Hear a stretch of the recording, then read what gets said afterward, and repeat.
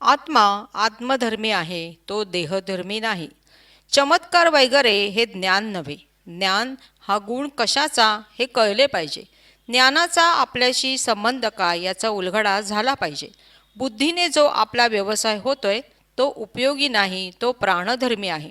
नारद कृष्णाच्या आधीचा ज्ञानी, तरी कृष्णाची क्वालिटी काही वेगळीच. प्रत्येकाची क्वालिटी वेगळी असते. सिद्धत्व हे काया लक्षण नाही, म्हणून देहलक्षणावरून सिद्ध कसा काय ओळखणार.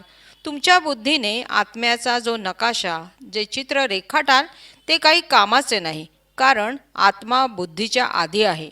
पण बुद्धीला त्याचा काय पत्ता लागणार. स्वतःची ओळख स्वतःला नाही तर लोकांची ओळख काय असणार.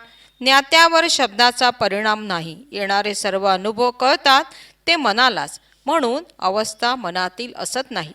मला पडलेले स्वप्न जसेच्या तसे दुसऱ्याला पडते काय. त्याचे स्वप्न त्याला काय काय दाखवून जाते. प्रत्येकाचे ज्ञान वेगळे. उत्तमामध्ये उत्तम ज्ञानाचा भोक्ता आहे का.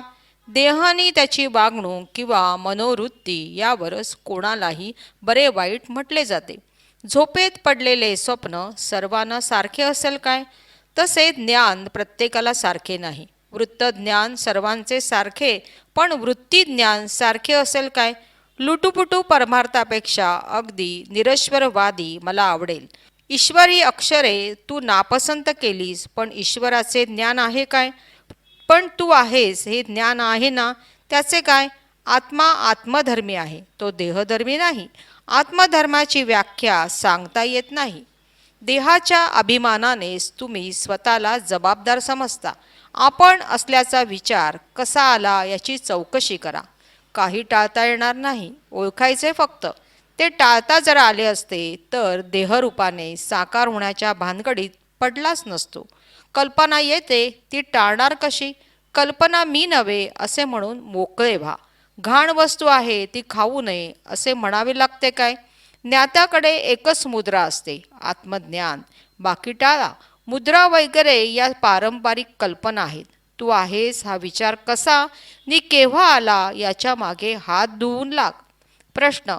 अहम ब्रह्मास्मी ही पण कल्पनाच काय. उत्तर.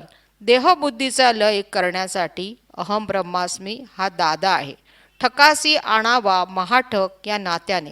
ज्ञान चाटायचे नसते, ते फक्त जाणायचे असते. मी कोण, हे जग काय यांचा सांधा कुठे आहे हे कळले पाहिजे. आपण असल्याची मुलाखत आपणाला होते आहे म्हणजे काय. स्वतःचे स्वतःवर प्रेम आहे म्हणून दुसऱ्यावर प्रेम करणे भाग आहे. स्वतःची स्वतःला गरज नसेल तर स्वतःवर प्रेमही नसणार. मग दुसऱ्याची गरज नाही. मी ते आहे असे नव्हे तर मीच ते आहे हा आय एम दॅटचा अर्थ आहे. कोणाच्या स्मरणाची उपाधी नको. या स्मरणाच्या बंधनाने माणूस बांधला गेला आहे. पोराबाळांच्या स्मरणांची चिंता करता, पण पोरे बाळे नव्हती तेव्हा त्यांचे स्मरण होते काय. ओळख वाढत जाते तसा दुःखाचा अनुभव वाढत जातो. तू जीव आहेस म्हणून आप्त स्वकीयांच्या स्मरणाने दुःखी आहेस. जोपर्यंत हा आप्तपणा आहे तोपर्यंत तू जीव आहेस. शिव व्यक्त व्यापक ते सगळ्या ठिकाणी आहे. किडामुंगीत घाणीतही ते लोळत आहे. ते रडते आहे काय. मी आणि माझे ही स्मरणेच छळत आहेत. आताच आपला प्राण गेला तर या स्मरणांचा नि आपला काय संबंध. मग प्राण गेल्यावर जसे असतो तसे आपण आत्ताच का जगू नये. उगाचच चिंता करत का जगावे. अनंत स्मरणे आहेत.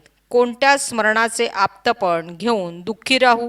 मेल्यानंतर सर्व आप्तपण नष्ट होतो. मग ती स्थिती आतापासूनच का अनुभवू नये. आईबाप मानता, पण आईबापाचा अवतार तू आहेस. चिदानंद म्हणजे विनोद. मला स्मरणे नाहीत. आगीशिवाय मी मला भाजून खाल्ले आहे.